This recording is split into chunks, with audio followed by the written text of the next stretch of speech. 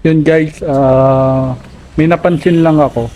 Baka may idea kayo kung ano yung nangyayari dito sa may ah, sa body ng jigsaw ko.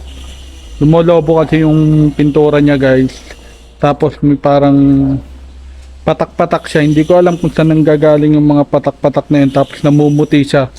Kulay gray kasi yung jigsaw ko. Tapos nakita ko tumulo na siya sa may slider. Tapos yung pintura ng slider lumobo na din guys. Pakita ko sa inyo. Ayan siya guys. Ayan o, kung makikita nyo, lumobo yung pintura. Tapos, ayan o, kung makikita nyo, may parang luha siya. Yung umagos yung, ayan o, umagos. O. Tapos, nakita ko siya, tumulo siya. Ayan, kung makikita nyo, ayan o. Tumulo siya sa may slider ko. At yung slider ko, ayan, nakikita nyo, lumobo na din yung pintura niya. Hindi ko alam kung anong chemical yung tumulo dyan. Tapos tinry ko siyang kaskasin.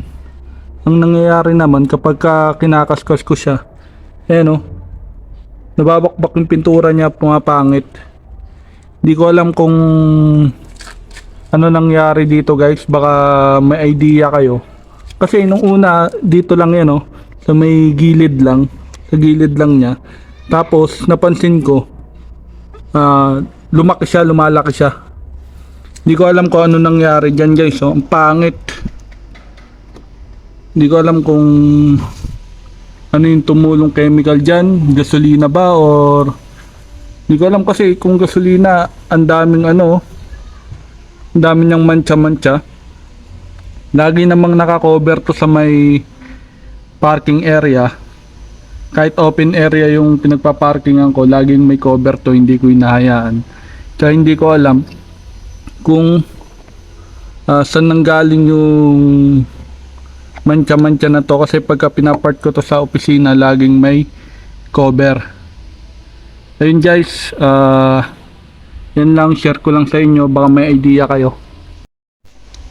Ayun, baka may idea kayo guys sa nangyari sa pintura ng jigsaw ko. Nakakairita lang. Baka may idea kayo kung ano yung naging cause.